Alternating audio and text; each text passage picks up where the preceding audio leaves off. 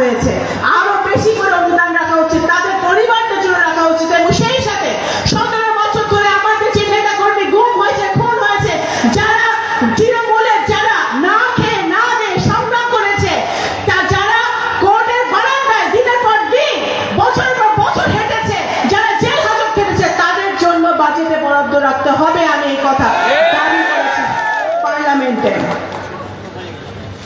এখানে অনেক দাবি দেওয়া এসছে।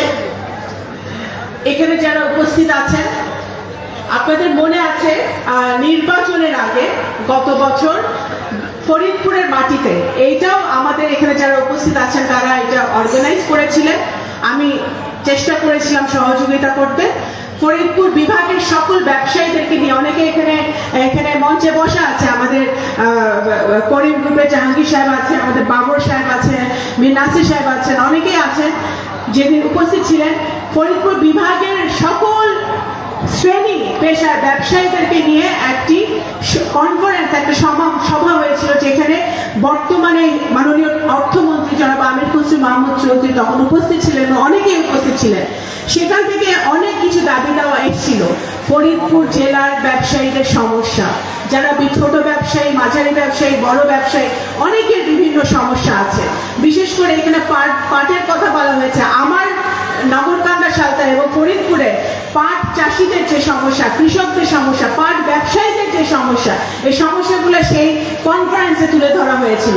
আমি এই প্ল্যাটফর্ম থেকে আপনারা যারা এখানে উপস্থিত আছেন, আমি আপনাদেরকে আহ্বান জানাবো, আপনারা আপনাদের নেতৃত্বে, ফরিদপুরের ব্যবসায়ীদের নেতৃত্বে ফরিদপুর বিভাগের একটা বিজনেস প্ল্যাটফর্ম, ব্যবসায়ী প্ল্যাটফর্ম তৈরি করেন, যে প্ল্যাটফর্মের মাধ্যমে আমাদের ছোট ব্যবসায়ী, মাঝারি ব্যবসায়ী এবং আমাদের যারা নারী উদ্যোক্তা আছে, সকল পর্যায়ের উদ্যোক্তারা আছে, সকলের সমস্যাগুলা আমরা যাতে ফরিদপুর বিভাগ থেকে মাননীয় প্রধানমন্ত্রীর কাছে পেশ করতে পারি, সেই জন্য আপনারা একটা প্ল্যাটফর্ম তৈরি করেন, যে প্ল্যাটফর্মের মাধ্যমে আমাদের এই সকল শ্রেণীর ব্যবসায়ীদের এবং উদ্যোক্তাদের জন্য আমরা কাজ করতে পারবো।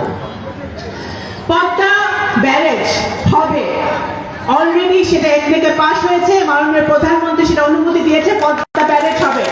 আমাদের বাংলাদেশে যে পানির সমস্যা, সে পানির সমস্যা সমাধান করতে হলে আপনারা ইতিমধ্যে ওনার পিতার মতো শহীদ রাষ্ট্রপতি জিয়াউর রহমানের মতো জনাব তারেক রহমান খাল খনন কর্মসূচি সারা বাংলাদেশে শুরু করেছে। সেই জন্য আমাদের পানির সমস্যা সমাধানের জন্য পদ্মা ব্যারেজ হবে। আমাদের পানির সমস্যা সমাধানের জন্য যে কোনো মূল্যে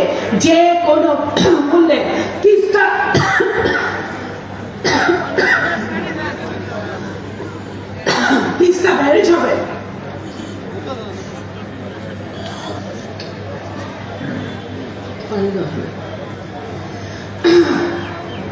তিস্তা হবে। এখানে আমাদের ফরিদপুরে আপামর জনতার সমস্যা সমাধানের জন্য, আমাদের ভাগ্য উন্নয়নের জন্য সবচেয়ে যেটা জরুরি সেটা হচ্ছে ফরিদপুরকে বিভাগ ঘোষণা করা এবং ফরিদপুর পৌরসভাকে সিটি কর্পোরেশনে পরিণত করা। বর্তমানে মাননীয় প্রধানমন্ত্রী নির্বাচনের আগে যখন বিশাল জনসভা এসেছিলেন রাজেন্দ্র কলেজের মাঠে, উনি নিজেও সেটা বলে গেছেন, ইনশাআল্লাহ আমাদের ফরিদপুরবাসীর নেতৃত্বে আপনাদের সকলের সহযোগিতায় ফরিদপুরকে বিভাগ ঘোষণা করা হবে এবং সিটি কর্পোরেশন হবে ইনশাআল্লাহ।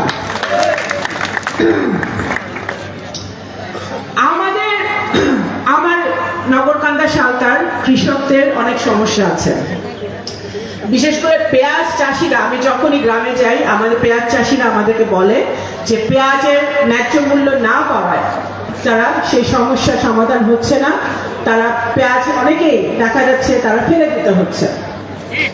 এই পেঁয়াজ চাষিদের জন্য বর্তমানে কৃষি মন্ত্রণালয় এবং বর্তমান সরকার মাননীয় প্রধানমন্ত্রীর নেতৃত্বে পেঁয়াজকে কিভাবে সংরক্ষণ করা যায় সেটার একটা প্ল্যান আমরা তৈরি করা হয়েছে। খুবই শীঘ্রই আমরা